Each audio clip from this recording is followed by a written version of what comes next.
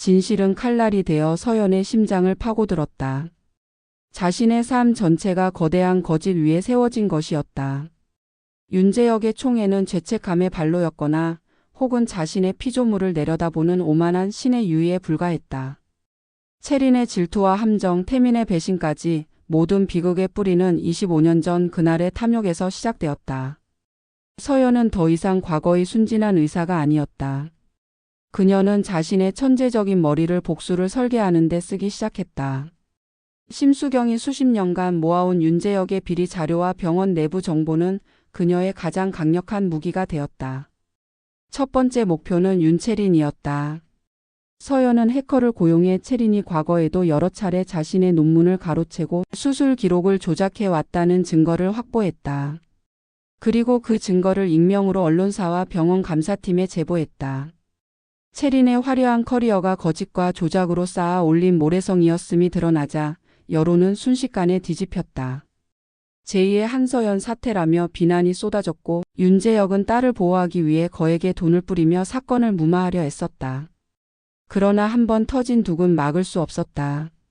그 사이 강태민은 죄책감에 시달리고 있었다. 그는 서연을 버린 자신의 선택을 후회하며 남몰래 그녀의 행방을 찾고 있었다. 채린과 약혼했지만 그의 마음은 온통 서연에게 향해 있었다. 그는 채린의 비리가 터지자 과거 서연의 사건 역시 조작되었을 가능성을 의심하기 시작했다.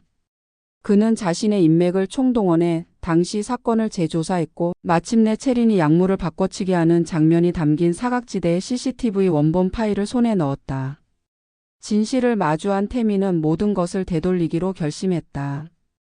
그는 서연이 숨어 있는 곳을 찾아내 무릎을 꿇었다. 내가 다 망쳤어. 하지만 이제부터라도 바로잡게 해줘. 너를 위해서가 아니라 내 죄를 씻기 위해서.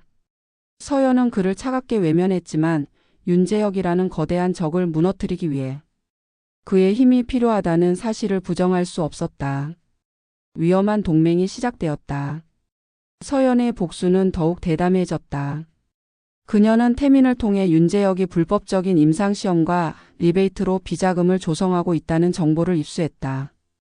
그녀는 이 정보를 단순 폭로하는 대신 윤재혁의 자금 흐름을 역으로 이용하여 그의 돈을 해외의 페이퍼 컴퍼니로 빼돌리기 시작했다.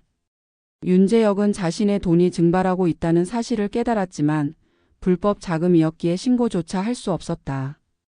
그는 보이지 않는 적의 공격에 속수무책으로 당하며 서서히 무너져 내렸다. 자신의 왕국에 균열이 가기 시작하자 그의 의심은 가장 가까운 곳으로 향했다. 바로 사위가 될 강태민이었다. 복수가 절정으로 치닫던 어느 날 심수경은 서연에게 마지막 진실을 건넸다. 그것은 모든 판을 뒤엎을 가장 충격적인 비밀이었다. 병원장님 딸 바보로 유명하시지. 그런데 윤채린 그분 친딸 아니야. 심수경의 고백은 경악스러웠다. 과거 윤재혁의 아내는 딸을 낳자마자 세상을 떠났는데 그 아이가 바로 채린이었다. 하지만 윤재혁은 자신의 대를 이을 아들을 원했고 딸이라는 사실에 실망하여 아이에게 애정을 주지 않았다. 이를 안타깝게 여긴 당시 병원 운전기사가 자신의 아들과 채린을 몰래 바꿔치기 했다. 하지만 운전기사는 얼마 후 교통사고로 급사했고 이 비밀은 심수경만이 아는 사실로 남게 되었다. 윤재혁이 평생을 자신의 핏줄이라 믿고 모든 것을 바쳐 지켜온 채린은 사실 남의 딸이었던 것이다. 그리고 그가 그토록 원했던 아들은 어딘가에서 평범한 삶을 살고 있었다. 이것이 서연의 마지막 카드였다. 명인병원 개원 30주년 기념식.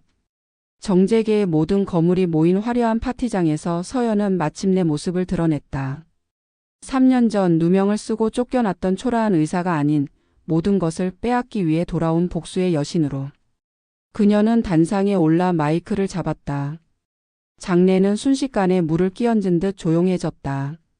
서연은 담담한 목소리로 25년 전의 진실을 폭로하기 시작했다.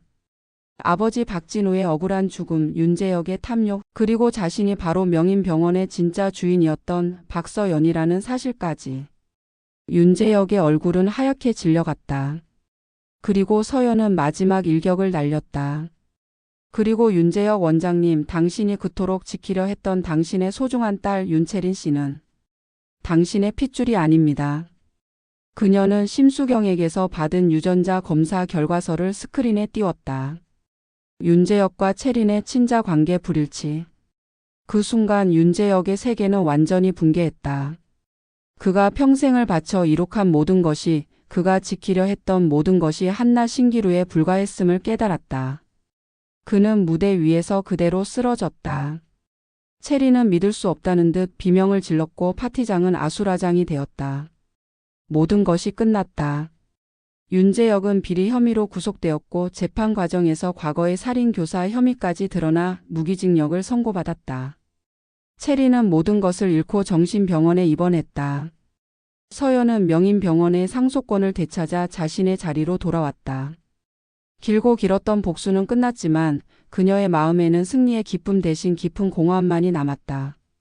그녀는 너무 많은 것을 잃었고 너무 멀리 와버렸다. 병원 장실에 홀로 앉아 창밖을 내려다보는 그녀의 눈빛은 3년 전의 따뜻함을 잃고 차갑게 식어 있었다. 강태민이 그녀를 찾아왔다. 그는 세강그룹 후계자 자리를 내려놓고 평범한 의사로 그녀의 곁에 남고 싶다고 했다. 그의 눈에는 진심 어린 후회와 변치 않은 사랑이 담겨 있었다. 서연은 그를 바라보았다. 그들의 사랑을 가로막았던 모든 장벽은 사라졌지만 그들의 마음에는 너무 깊은 상처가 남았다. 서연은 대답 대신 자신의 목에 걸려 있던 낡은 목걸이를 그의 손에 쥐어주었다. 그것은 그녀의 어머니 유품이자 그녀가 지켜온 마지막 순수함의 상징이었다. 그 의미를 그는 알 수 있을까? 잿더미 위에서 되찾은 유산은 그녀에게 진정한 행복을 가져다 줄 수 있을까? 그들의 이야기는 이제 막 또 다른 질문을 던지며 새로운 시작을 예고하고 있었다.